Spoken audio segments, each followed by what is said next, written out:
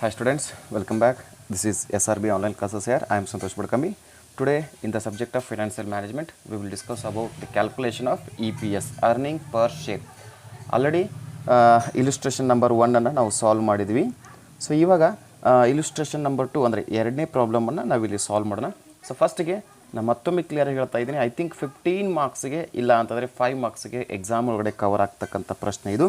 ಹಾಗಾಗಿ ಸ್ವಲ್ಪ ಭಾಳ ಕೇರ್ಫುಲ್ಲಾಗಿ ಇದನ್ನು ಅರ್ಥ ಮಾಡ್ಕೊಳ್ಳಿ ಅಂತ ಹೇಳ್ತಾ. So illustration number 2, calculation of EPS. XYZ company has a share capital of rupees 10 lakh. Again ಇಲ್ಲಿ ಹೇಳ್ತಾ ಇದ್ದೀನಿ ನೋಡಿ, XYZ company has a share capital of rupees 10 lakh divided into shares of rupees 100 each. ಆ ಒಂದು company ಒಳಗಡೆ ಏನು ಮಾಡ್ತಾ ಇದೆ ಅಂದರೆ 10 ಲಕ್ಷ ರೂಪಾಯಿ ಷೇರು ಬಂಡವಾಳ ಇದ್ದರೆ ಒಂದು ಶೇರ್ನ ರೇಟು 100 ರೂಪೀಸು.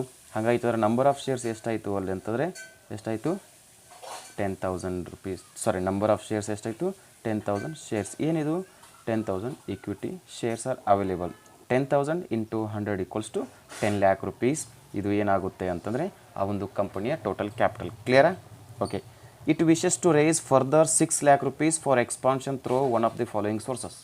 ಇದು ಏನು ಮಾಡ್ತಾ ಇದೆ ಅಂತಂದರೆ ಆಲ್ರೆಡಿ ಕಂಪ್ನಿ ಒಳಗಡೆ 10 lakh rupees ಅಂದರೆ 10 lakh rupees ನಮ್ಮ ಕಂಪ್ನಿ ಒಳಗೆ ಇದ್ರೂ ಕೂಡ ಮತ್ತು ಹೊಸದಾಗಿ ಏನು ಮಾಡ್ತಾ ಇದೆ ಅಂದರೆ ಬಿಸ್ನೆಸ್ಸನ್ನು ಎಕ್ಸ್ಪಾನ್ಷನ್ ಮಾಡೋ ಪರ್ಪಸ್ಗೆ ಆ ಒಂದು ವ್ಯವಹಾರಿ ಸಂಸ್ಥೆಯನ್ನು ವಿಸ್ತರಣೆ ಮಾಡೋ ಸಲುವಾಗಿ 6 ಲಕ್ಷ ರೂಪಾಯಿಯನ್ನು ಮತ್ತೆ ಎಕ್ಸ್ಪಾನ್ಷನ್ ಮಾಡೋಕ್ಕೆ ತೊಗೊಂಬರ್ತಾ ಇದ್ದೀವಿ. ಇಲ್ಲಿ ತಳಗಡೆ 1, 2, 3 3 ಅಲ್ಟರ್ನೇಟಿವ್ ಪ್ಲ್ಯಾನಿಂಗ್ಸ್ಗಳನ್ನು ಕೊಟ್ಟಿದ್ದರು. ಈ 3 ಅಲ್ಟರ್ನೇಟಿವ್ ಪ್ಲ್ಯಾನಿಂಗ್ಸ್ಗಳಲ್ಲಿ ಯಾವುದು ಜಾಸ್ತಿ ಅರ್ನಿಂಗ್ ಪರ್ ಶೇರ್ ಇರುತ್ತೋ ಅದರೊಳಗಡೆ ಇನ್ವೆಸ್ಟ್ಮೆಂಟ್ ಮಾಡೋಣ. ಆ ಕಾರಣಕ್ಕಾಗಿ ಅವ್ರು ಹೇಳ್ತಾ ಇದ್ದಾರೆ 6 lakh rupees ಎಕ್ಸ್ಪಾನ್ಷನ್ ಪರ್ಪಸ್ಗೆ ತಳಗಡೆ ಇರ್ತಕ್ಕಂಥ 3 ಪ್ಲ್ಯಾನಿಂಗ್ಸ್ಗಳಲ್ಲಿ ಇನ್ವೆಸ್ಟ್ಮೆಂಟ್ ಮಾಡೋಣ ಅಂತ ಕ್ವಶನ್ ಕೇಳ್ತಾ ಇದ್ದಾರೆ. First planning all amount in common stock, ಅಂದರೆ ಇಟ್ ಮೀನ್ಸ್ ಇಕ್ವಿಟಿ ಅಂತೇಳಿ ಕರಿತಾ ಇದ್ವಿ. All amount in equity shares. Okay. Then ಇಲ್ಲಿ what is all amount? All amount equals to 6 lakh rupees. 6 lakh rupees ಯಾಕೆ? So 6 lakh rupees is expansion ಪರ್ಪಸ್ಗೆ issue ಮಾಡ್ತಕ್ಕಂಥದ್ದು. ಅದೇ 6 lakh rupees planning first, planning 2, planning 3 ಅಂತೇಳಿ ನಾವು issue ಮಾಡ್ತಾ ಇದ್ವಿ. ಹಾಗಾಯ್ತಂದರೆ all amount equals to 6 lakh rupees in equity shares. ರೈಟಾ? Second one, issue 6,000 12% preference shares. 6,000 preference shares ಅಂದರೆ ಇಟ್ ಮೀನ್ಸ್ 6,000 ಪ್ರಿಫರೆನ್ಸ್ ಶೇರ್ಸ್, ಒಂದು ಶೇರಿನ ರೇಟು 100 ರೂಪೀಸ್. ಇಲ್ಲಿ ಇಕ್ವಿಟಿ ಅಂತ ಹೇಳಿದ ಕ್ವಶನ್ ಒಳಗಡೆ ಎಲ್ಲಿಯೂ ಕೂಡ ಇಕ್ವಿಟಿ ಪ್ರಿಫರೆನ್ಸ್ ಶೇರ್ಸ್ ರೇಟ್ ಕೊಟ್ಟಿಲ್ಲ ಹಂಗಾಯ್ತಂದರೆ. ಸೊ ನಾವೇನು ತಿಳ್ಕೊಳ್ಳೋಣ, 100 ರೂಪೀಸು ಅದರ per equity share per preference shares rate ಅಂತೇಳಿ ಕನ್ಸಿಡರ್ ಮಾಡಿ 6,000 into 100 equals to 6 lakh rupees ಆಗುತ್ತೆ ಅಂತೇಳಿ ಕರಿತಾ ಇದ್ವಿ. ರೈಟಾ? Then issue all amount in 10% debentures. All amount in 10% debentures, all amount equals to 6 lakh rupees. Clear? Okay. First, second, third alternative plannings. The company's present earnings before interest and tax EBIT is 3 lakh rupees. Clear? ನಮಗೆ EBIT ಲೆಕ್ಕ ಬಿಡಿಸಲಿಕ್ಕೆ ಬೇಕಾಗುತ್ತೆ. The corporate taxes is 50%. Calculate the EPS and suggest which one is best ಅಂತೇಳಿ ಪ್ರಶ್ನೆ ಕೇಳ್ತಾ ಇದ್ರು. So information ಈ ಥರನಾಗಿದೆ. So ನಾವು ಇಲ್ಲಿ ಸೊಲ್ಯೂಷನನ್ನು ಮಾಡೋಣ. ಓಕೆ. ಸೊ ಸೊಲ್ಯೂಷನ್ ಮಾಡಬೇಕಾಗಿತ್ತು ಅಂದರೆ ನಾನು ಆಲ್ರೆಡಿ ಒಂದು ಡೈಗ್ರಾಮ್ನ ಹಾಕ್ಕೊಂಡಿದ್ದೀನಿ. ಸೊ ಡೈಗ್ರಾಮ್ ಪ್ರಕಾರ ಸೊಲ್ಯೂಷನನ್ನು ಮಾಡ್ತಾ ಹೋಗೋಣ. ರೈಟ್. ಸೊ ಫಸ್ಟಿಗೆ ಪರ್ಟಿಕ್ಯುಲರ್ಸ್ ನಮ್ಮದು ಮಾಡೆಲ್ ಪ್ರಕಾರ ಪರ್ಟಿಕ್ಯುಲರ್ಸ್ ಒಳಗಡೆ ನಾವು ಫಸ್ಟ್ ಏನು ಮಾಡ್ತಾ ಇದ್ದೀವಿ ಅಂತಂದರೆ ಇಲ್ಲಿ ಬರ್ಕೊಳ್ತಾ ಇದ್ದೀವಿ ಪ್ರಪೋಸ್ ಕ್ಯಾಪಿಟಲ್ ಸ್ಟ್ರಕ್ಚರ್ ಎಷ್ಟಿರುತ್ತೆ, alternative planning first, planning 2, planning 3 ಏನೇನದ ಅಂತೇಳಿ ನಾವು ಬರ್ಕೋಬೇಕಾಗುತ್ತೆ. ಹೌದಾ? ಹಾಗಾಯ್ತಂದ್ರೆ ಪ್ರಪೋಸ್ಡ್ ಕ್ಯಾಪಿಟಲ್ ಸ್ಟ್ರಕ್ಚರ್ ನಮ್ಮ ಕ್ವಶನ್ ಒಳಗಡೆ proposed capital structure 6 lakh rupees ಅದ. ಬರೋಣ 6 lakh rupees. ರೈಟಾ? ಸೊ ಪರ್ಟಿಕ್ಯುಲರ್ಸನ್ನು ಬರ್ದ್ವಿ. ರೈಟ್. ಅಲ್ಟರ್ನೇಟಿವ್ ಪ್ಲ್ಯಾನಿಂಗ್ ಫಸ್ಟ್ ಒಳಗಡೆ ನೋಡಿ ಆಲ್ರೆಡಿ ಇರ್ತಕ್ಕಂಥ present equity plus plan 1, present equity plus plan 2, present equity plus plan 3. ಹೌದಾ? ಹಾಗಿತ್ತಂದರೆ ಪ್ರತಿಯೊಂದು ಕಡೆನೂ ಪ್ರೆಸೆಂಟ್ ಇಕ್ವಿಟಿ ಇರುತ್ತೆ. ಪ್ರೆಸೆಂಟ್ ಇಕ್ವಿಟಿ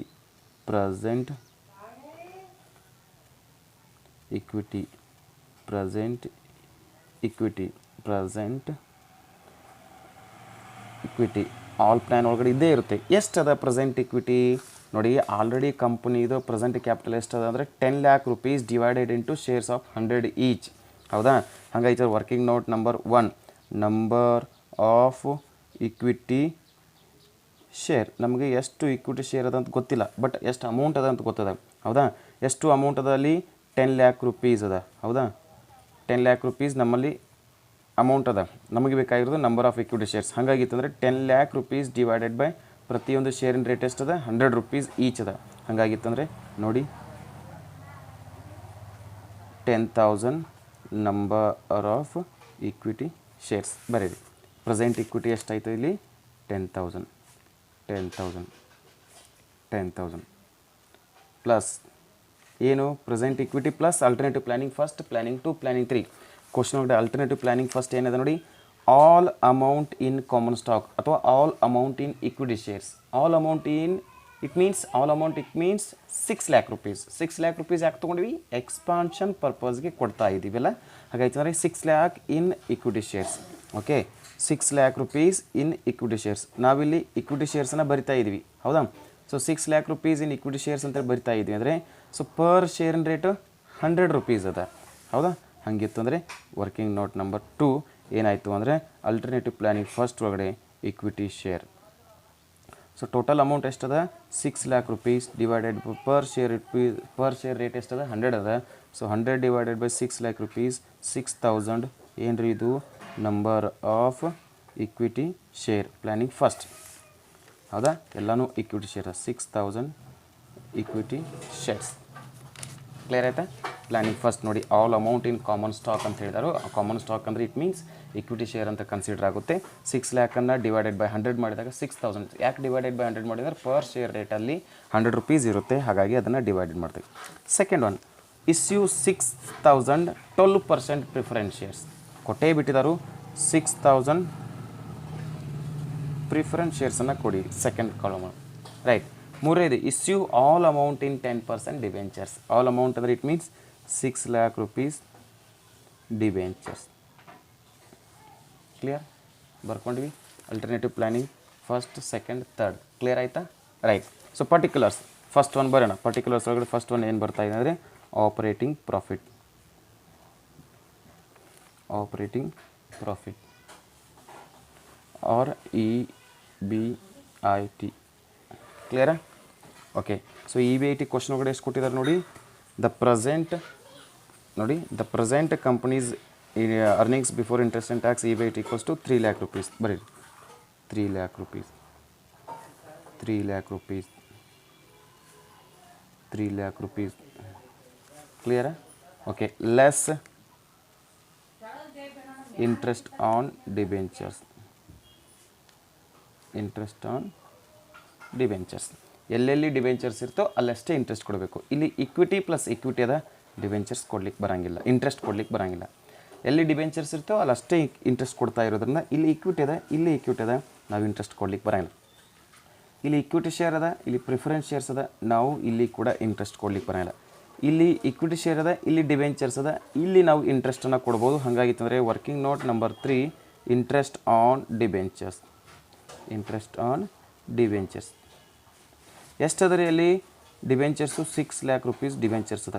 ಎಷ್ಟು ಪರ್ಸೆಂಟೇಜ್ ಡಿಬೆಂಚರ್ಸ್ ತಂದಿದ್ದಾರಲ್ಲಿ, ಎಷ್ಟು ಪರ್ಸೆಂಟೇಜ್ ಡಿಬೆಂಚರ್ಸ್ ತಂದಿದ್ದಾರೆ, 10% ಡಿಬೆಂಚರ್ಸನ್ನು ತಂದಿದ್ದಾರೆ, ಹೌದು ತಾನೆ? ಹಾಗಾಯ್ತಂದರೆ ನೋಡಿ ಎಷ್ಟು ಬಂತಂದರೆ 6000 rupees. ಏನಿದು ಇಂಟ್ರೆಸ್ಟ್ ಆನ್ ಡಿಬೆಂಚರ್ಸ್, ಬರೀರಿ 6000. ಕ್ಲೋಸ್ ಮಾಡೋಣ. 3 lakh as it is, 3 lakh rupees. 3 lakh ಒಳಗಡೆ 6000 ಲೆಸ್ ಮಾಡಿದರೆ, 3 lakh ಒಳಗೆ 6000 ಲೆಸ್ ಮಾಡಿದರೆ 2,94,000, ಹೌದು ತಾನೆ?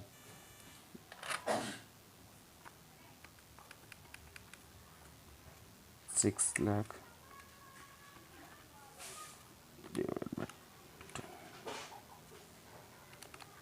6 lakh 10 divided by 100, 6,000 rupees. Clear? Okay. So minus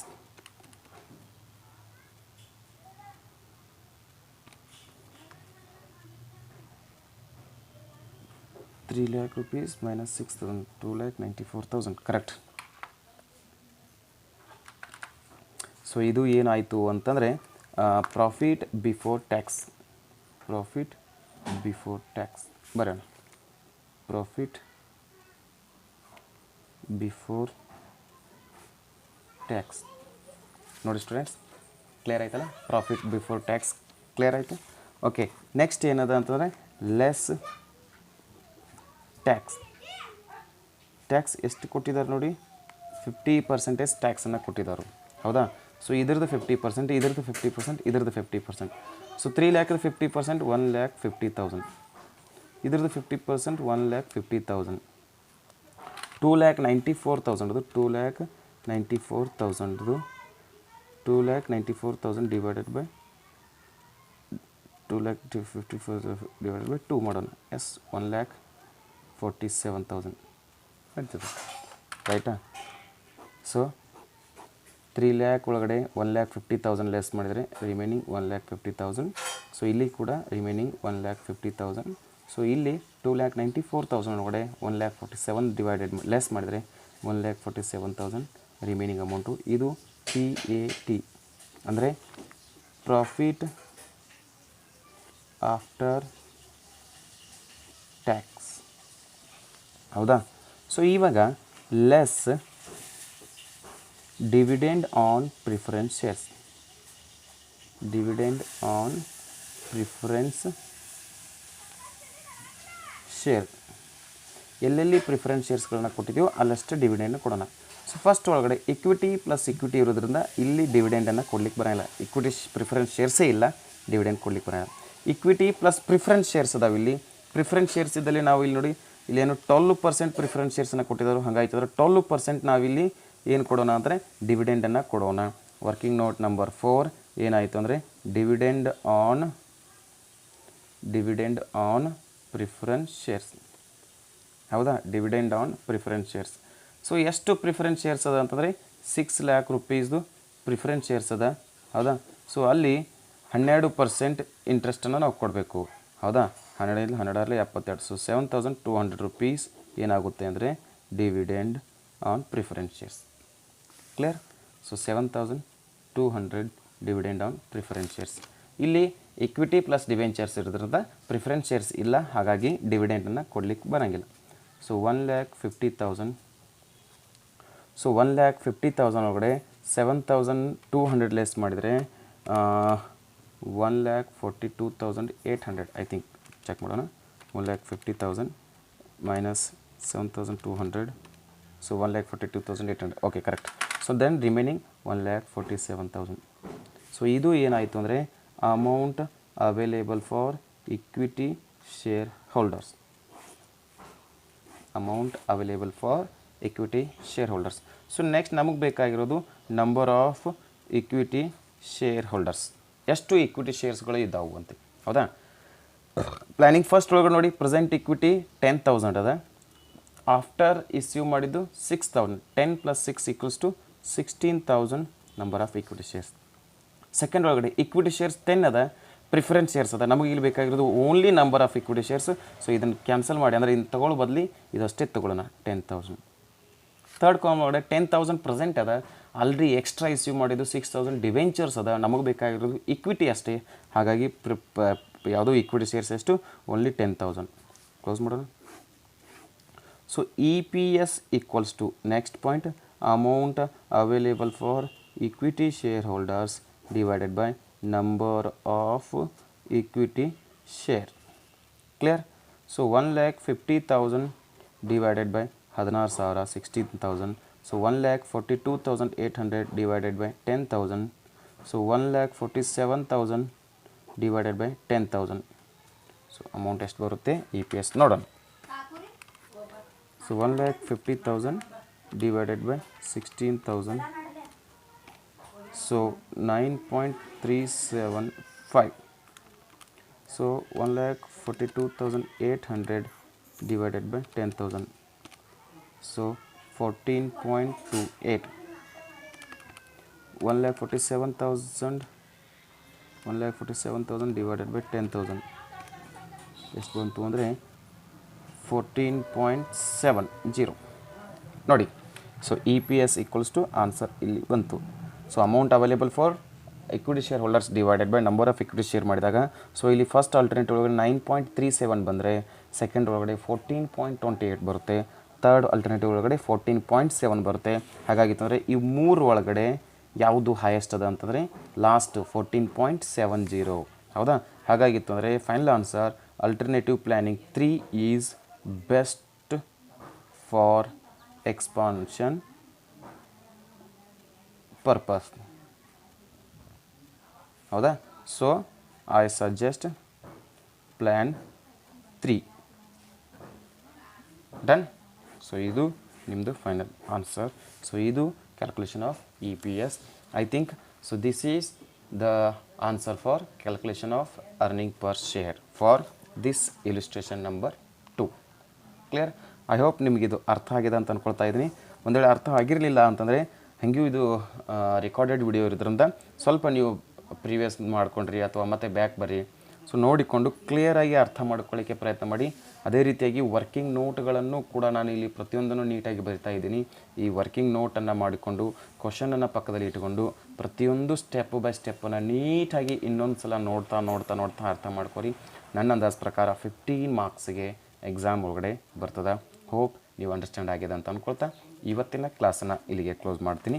ಏನಾದರೂ ಡೌಟ್ಸ್ ಇದ್ದರೆ ನನಗೆ ಇಂಡಿವಿಜುವಲ್ ಆಗಿ ಮೆಸೇಜ್ ಮಾಡಿ ಪ್ರಶ್ನೆಯನ್ನು ಕೇಳಿ ಅಂತ ಹೇಳ್ತಾ ಥ್ಯಾಂಕ್ ಯು.